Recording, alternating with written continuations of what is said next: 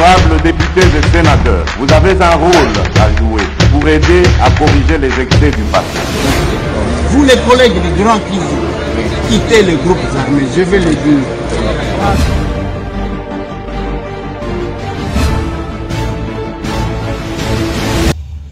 Bote, bon week-end bisika bozwami bandeko nanga nabino bandeko oyangai masolona député ya mokolo mwalelo to komi samedi 29 août 2021 sans aussi la lobby dimanche mais lobby dimanche toko sala eloko et on a lingi ko yebisa bino te mais lundi toko sala eloko toko zo appel na bino ba audio na bino tokozwa ngolobi ozana ka mwa vidéo osali ka mwa vidéo mais eza la système na biso wana ba 30 secondes parce que toza ebele tokabola ka ndambu tokolobela nini na ba vidéo wana to na ba audio na lingi nayoka sans sentiment sans kofinga oza poser opesi avis na yo na makambo ya seni solution ekoti kozala nini na makambo ya seni oyo bloqué biso ya mibale na lingi bolobela arrestation ya Eteni Longondo oyo eye kobimisa ba mwa polémique. Moi j'ai fait cette émission, je vais analyser un tout petit peu et puis na cause la lundi bolika système na biso ya 6h ya Kinshasa jusqu'à 7h30 de tokozwa ba audio wana bokotinda na ngonga wana pona ko éviter que ezala musika makasi parce que tozwa ka ba message ebele. Donc lundi tozozwa ba audio na bino.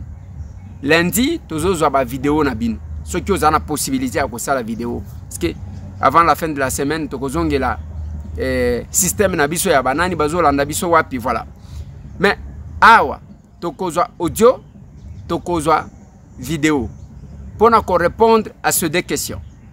Olobi ngamutu boye na tindi message à partir ya mboka boye, ville boye, sika boye. Voici je pense que solution na makambo ya seni to sala boye makambo ya Eteni Longondo ngana zo mona ngo boye.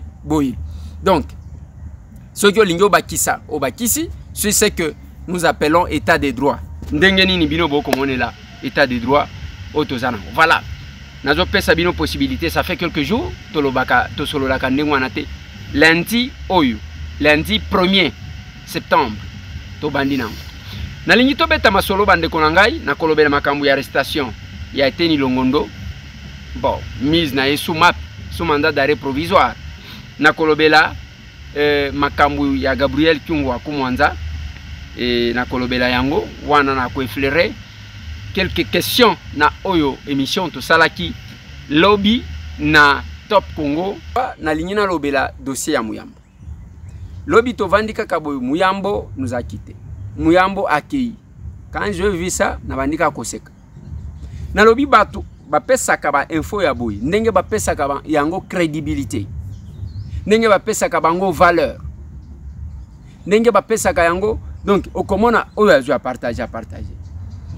Pona nini bo sepela kaka na liwa batu. Pona nini? Muyambo n'est pas décédé. Muyambo n'est pas très malade. Muyambo, boyebi que depuis son arrestation, azana moi problème à santé. Et il est normal, il y a que na qui même cause la binoye, mais l'état ne permet pas parce que les luna kosa le bino ka moi eloko ya mukuse pour na kotika bino bo enjoy na weekend na bino ndenge zali. Muyambo là. Mais mututo kolela eza baba. Gabriel Kyungu akumwanza. Qui avant lui, son fils était décédé. Moi, nanaya kufaki. Lelo, na Lubumbashi, c'était prévu, balingi basalele mausolée. Bamsu balobi, basalela ye, na résidence, nanda kunaye, oya pembeni ya lac, sima ya hôtel Caravia. Bamsu balobi te. Il faut, bakende, je crois, na rond-point, moko, nde bisika, bakosalela ye, mausolée. Et selon ma information à notre possession, le chef de l'État, accordé bango pour que basalela ye pour l'honorer. Na minute oyo matanga ba onyo so bakendaki parce que bato belé bakendaki na Lubumbashi ba Frank Diongo Chamba ba Jean-Claude Vwemba bato belé bazakuna même mon ami et frère Daniel Safou ba Jean-Marc Kabund a Kabund bato bakendaki moi ebele Tango ba komi kuna ba lobby, ça sera dans 10 jours. Le temps ya ke basala mausolée na ye pour ke ba kondaye. Donc ba musu ba zongi, lokola ba Frank Diongo ba akoyaka après, le temps aussi à que le chef de l'État asisa makambo na ye bisika kendaki na mboka mupai. Mais devant liwa bandeko, na lobaka na bato. Boti tika koseka moninga soki akufi. Parce que nzela na biso nyonso yango wana. Et il ne faut pas toujours parler mal ya mutu akufi. C'est une lâcheté. C'est la même chose na moni bato babimisi comme mapeka manzaka ya koloba contre Kabila. C'est une lâcheté aussi. Il fallait parler de Kabila quand il était fort, quand il était puissant. Oya ke mukamate pala na chambula raisi. C'est ça le moment. Et ça, c'est parce que Kabila est déjà parti. Et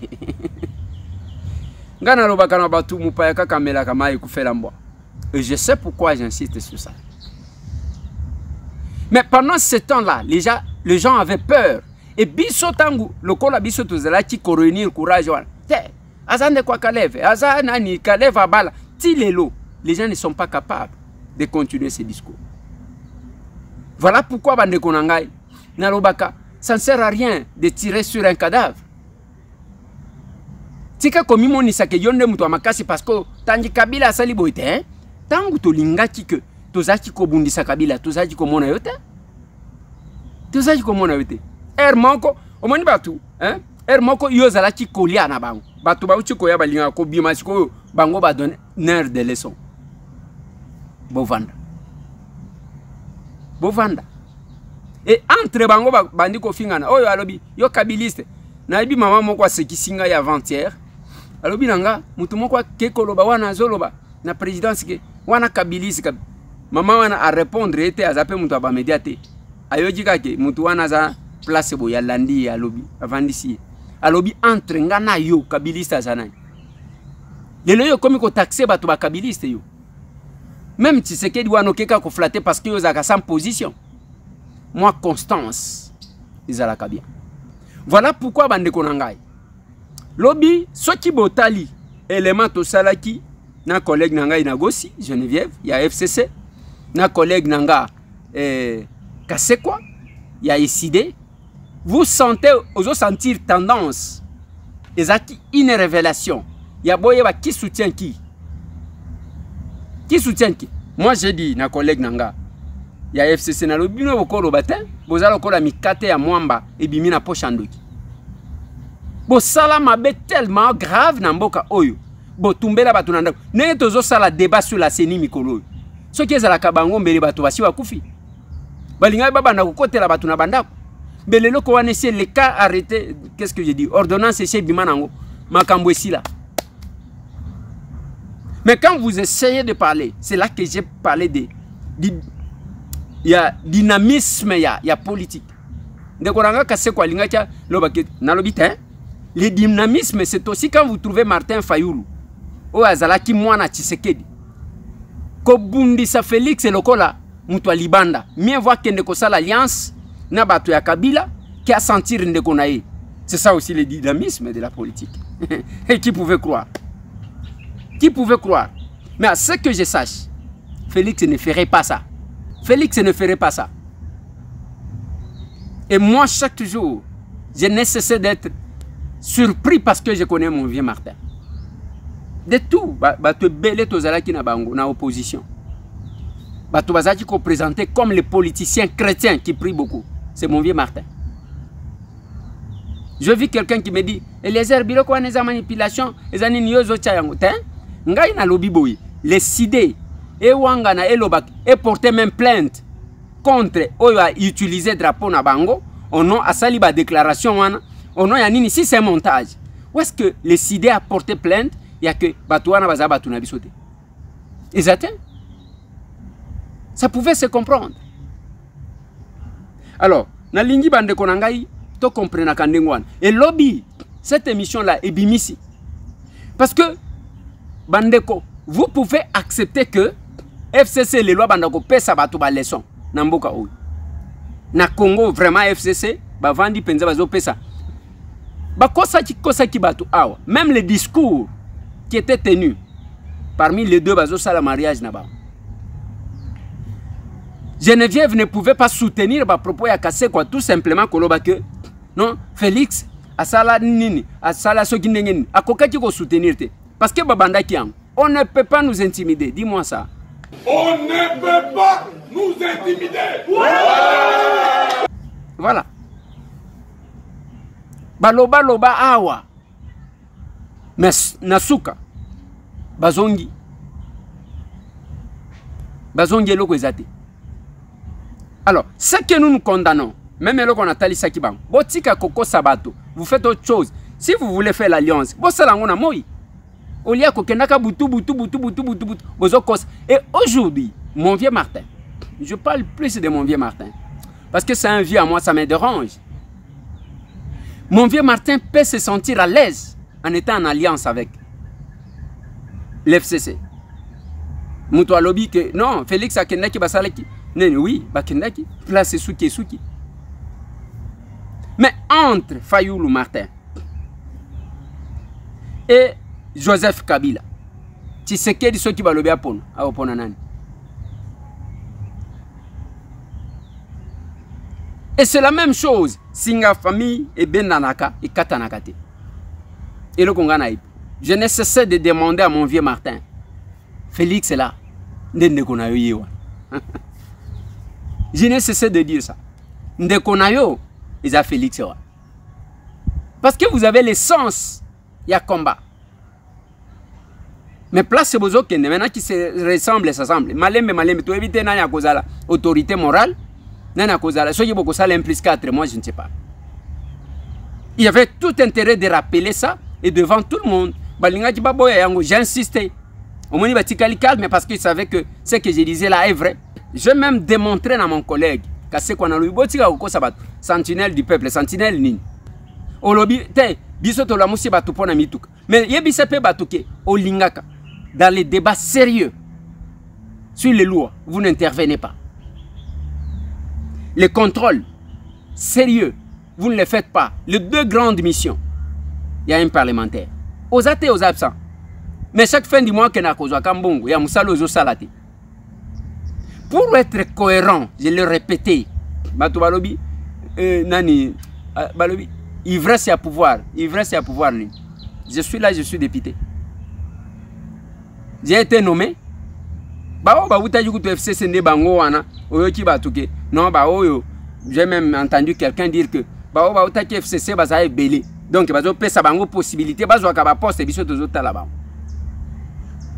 mais ce que j'ai dit est que on doit se regarder en face. Pour être cohérent, ils ont salaka à l'obi que ma ponomie le cas qui m'a lamté à 5 bateaux à de paix va se retirer. Bateau va se retirer dans l'institution, dans le parlement. Na moni ba mso ba komi pe ko chamunoko. Baboya ka ordre ya Etienne Tshisekedi. Mais les lots bango wana biso yi de paix, biso yi de Nandi Mata et Jeanne Domi Dongalati, qui n'était pas de l'UDPS mais qui avait obéi. Nandi Mata Maweje Duneste, UDPS mais qui avait obéi. Akoka qui peut qu'on vende à Zoliambon. Mais quand Tshisekedi, il dit Bisoto Bunda Bitumbaya Imperium. Et quand Tshisekedi vous dit, et l'équipe Mabé, et par conséquent, allez, bon, se retirer, Bato va se retirer. Voilà comment Bato va Kenda. Ce n'est pas besoin de illégitime, parce que hold-up électoral, ainsi de suite. Mais vous êtes bénéficiaire, il y a hold-up électoral en Goa. Bon ami, tout cas, Bisoto Kozami, tout cas, mais bon, ko siéger au siéger, aux autres en bon. C'est pas normal. Il fallait que je leur dise en face. Aborder question, avant d'aborder question à Eteni Longondo, je vais vous donner un petit communiqué pour Nabande kwa Kingasani.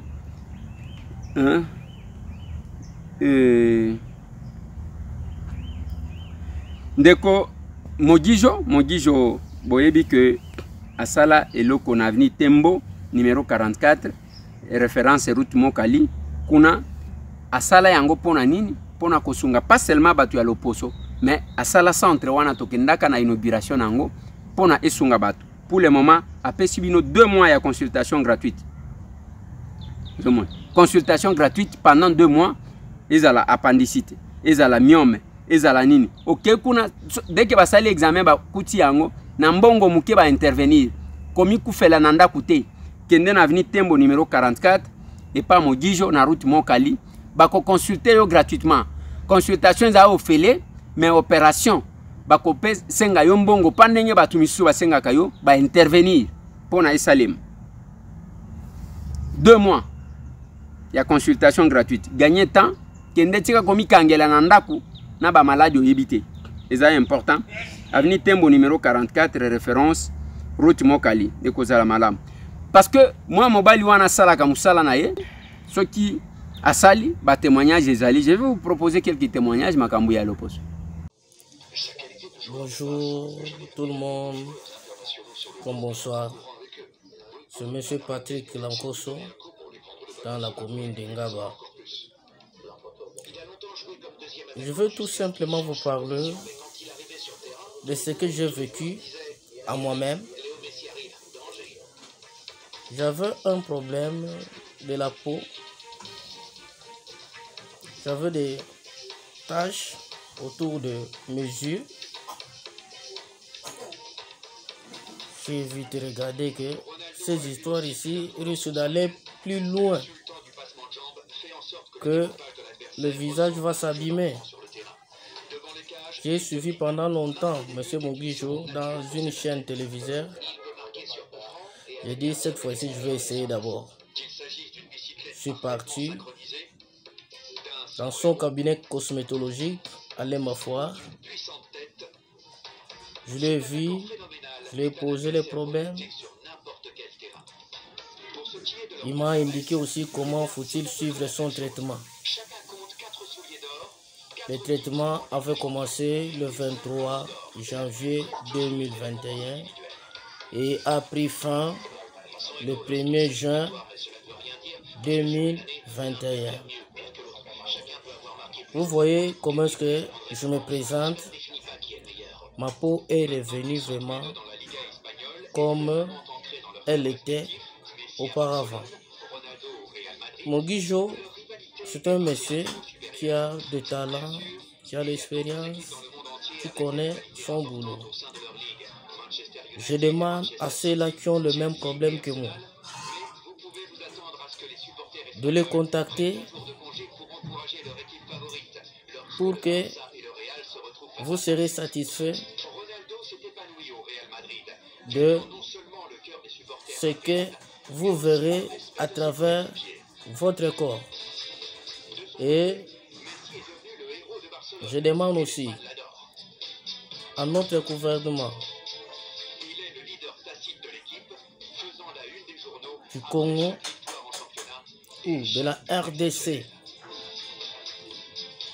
de lui donner une main forte pour qu'il puisse expérimenter son boulot pour continuer à nous aider.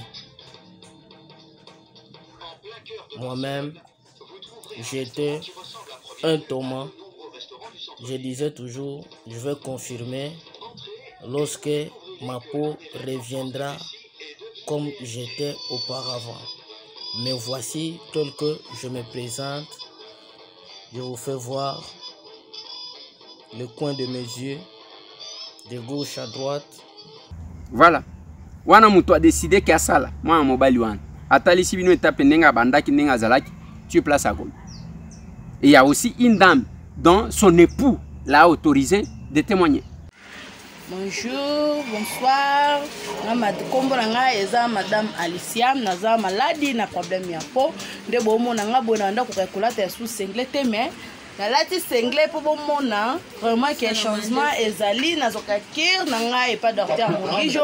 Bino mo bozo mona na ba produit ya docteur Mogijo pembeni nangai to pour sa pembeni to zo ngonda bomona saila ka savon na ye na saila ka crème na ye ndi azawana bot ezalo kutate fiche na ngai yango oyo bino bato boza malade na lokola nga alisane nazaki pe malade na lataka maneti ya noir nelongi na ngai oyo mtoza zéro faute ya tampon elongwaka te yaka pa Mogijo ozwa solution oyo mtoza na tampon ebimisa poswa ngandone elongwaka te yaka pa docteur Mogijo ozwa solution nabengi bino bandeko na ngai basere na ngai bamama na ngai bapapa na ngai bolala te soko olali balali yo yaka pa docteur Mogijo oromona solution na lande premier rendez-vous deuxième troisième quatrième na moi peut quand même babilo on a sala ngala nzoto esili nyonso mais non ki resilité donc ki rekosila na ozonga esino sala esu vidéo musunde pe bopo omona na pena ba produit docteur Mogijo nga sala la yango na za fan tero baloko tinga na bala moko boye pour la sala moi vidéo moko boba fina kanyaka te nga moko na malade.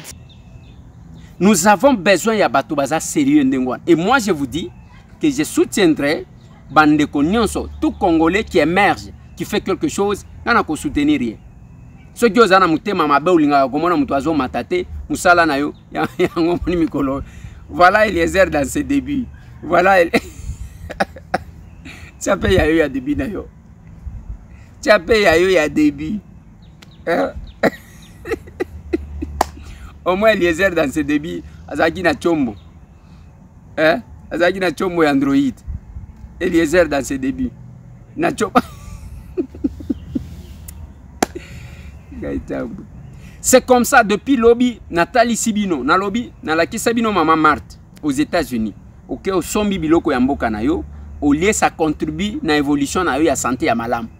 Tika kaka sabwe, hamburger, pizza ainsi de suite te. Et kokota tango kokota na nzela emesana kwanga okozwa problème. Okozwa problème.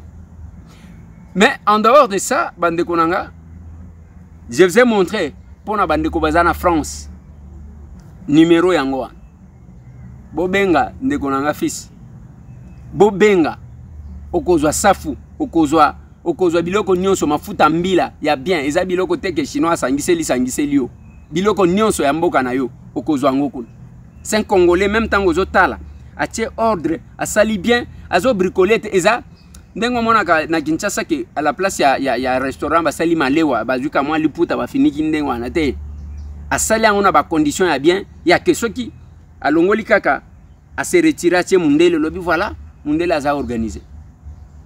Allez, suivez-moi ça. Magasin exotique chez Fils et Arlette Londala.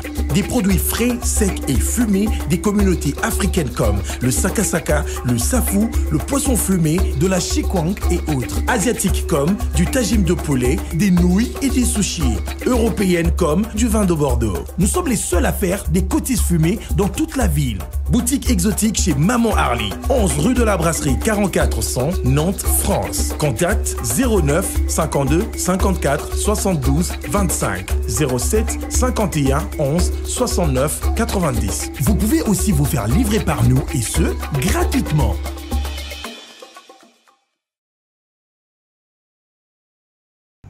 Voilà bande konanga, il fallait qu'il y ait une parenthèse ou un pona côté à bino bomoko. Sunga kande kuna yo tango zana bomolo. Les grands partent. Gabriel Kiunga kumonza tikina ba poste na nyonso asomba. Bomoni na lupango na yewan.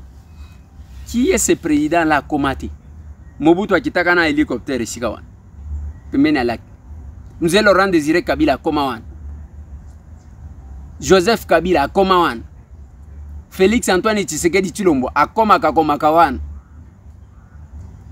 Mais nyonso kotikala. Lelo bo mengo nyonso mais oyo sunga kimutu.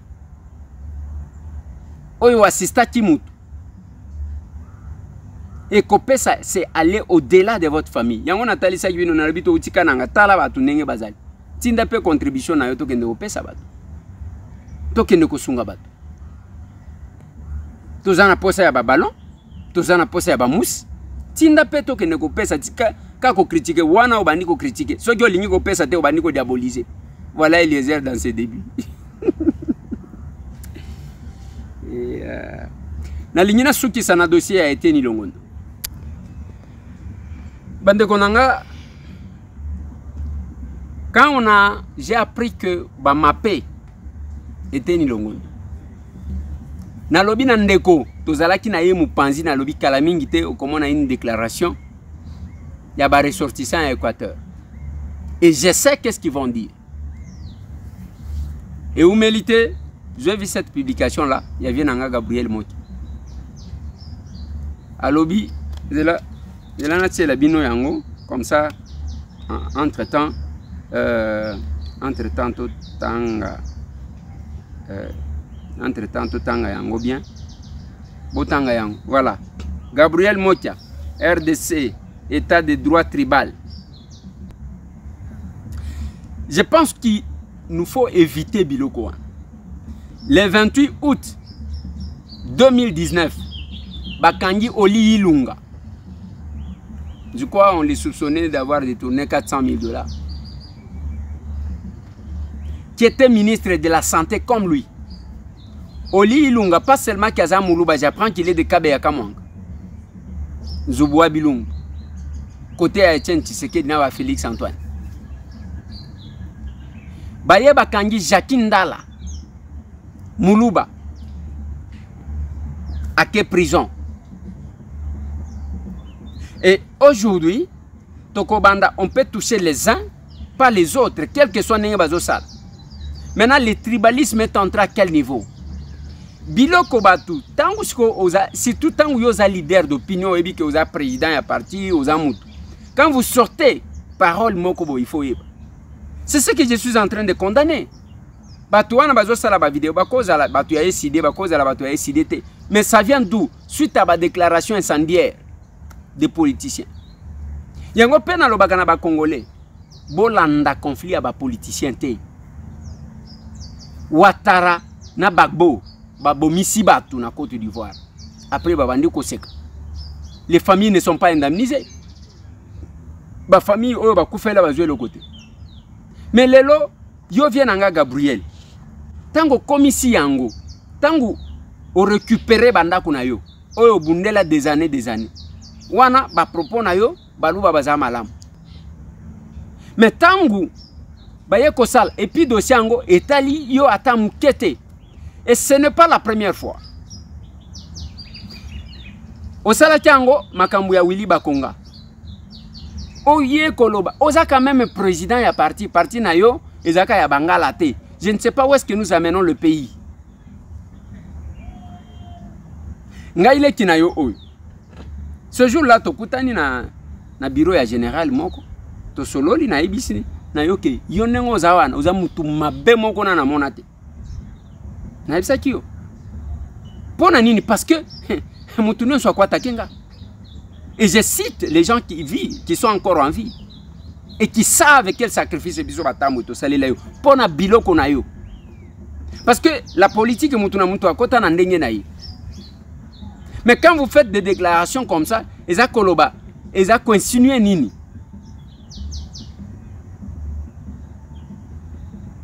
C'est compliqué. Jakindala a été arrêté pour nakaka propos ya muke. Jakindala est en prison. Moulouba. Oli Ilunga. Dans la coïncidence, Oli Bakangi le 28 août 2019 et Nani Eteni Bakangi le 28 août 2021. Coïncidence. Bangonios ministre de la Santé. Et ça n'a pas reproché. Ce qui est innocent, ça sera établi. Mais moi, j'avais dit à Oli, et qu'est-ce que j'ai dit à Eteni? Je les prévenais.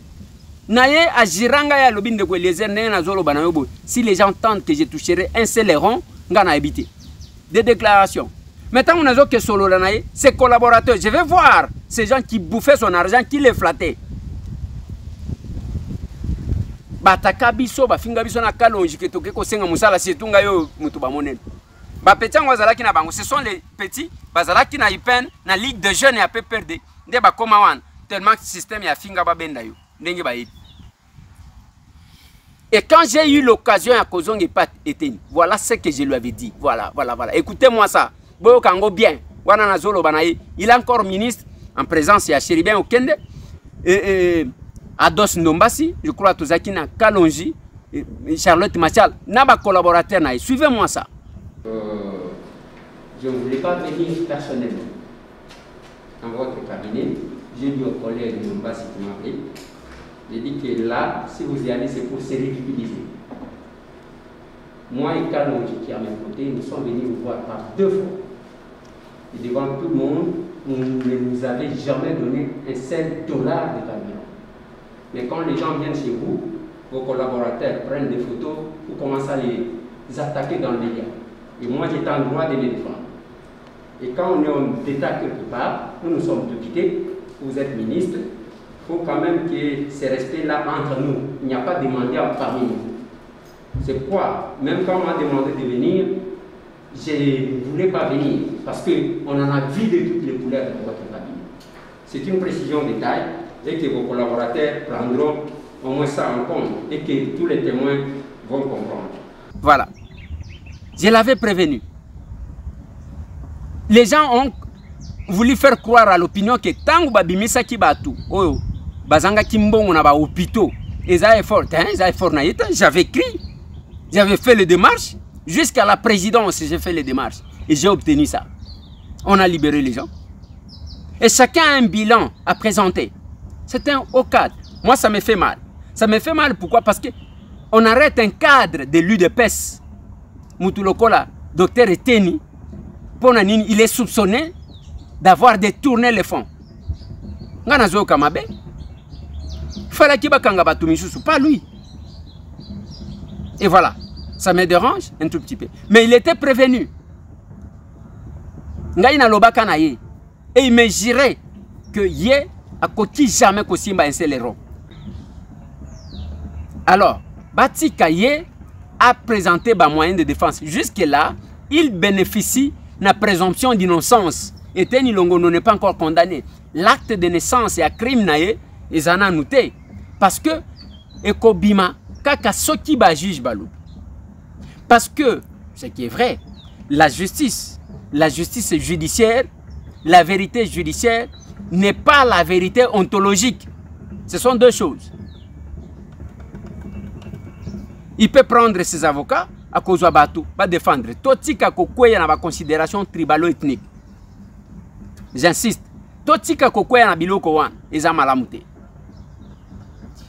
Nazo suki sawana, pour na lilo. Nalobi na bino ke lundi, tokozwa ba audio, tokozwa ba vidéo. Mais respectez 30 minutes. Yo soki otindi biloko ya ba 3 minutes, ya ba 2 minutes. Wane kozala compliqué le kandelo ko sala kake, ba msuba le kakate ba mona neti tozo pona. Olobi muke ba question boko répondre zanine. Ya liboso. Bozo mona ndenge nini makambu ya seni. Ya mibale, dossier ya état de droit, na arrestation a été ni longondo. Qu'est-ce que vous avez comme idée à copier ça? Nama courtoisie, ainsi de suite. To solo la lundi. Tokutani lobby plus 243 998 311 332. Place vos kotinda ba audio na ba vidéo na numéro 1. Plus 243 998 311 332. Voilà, tout le monde.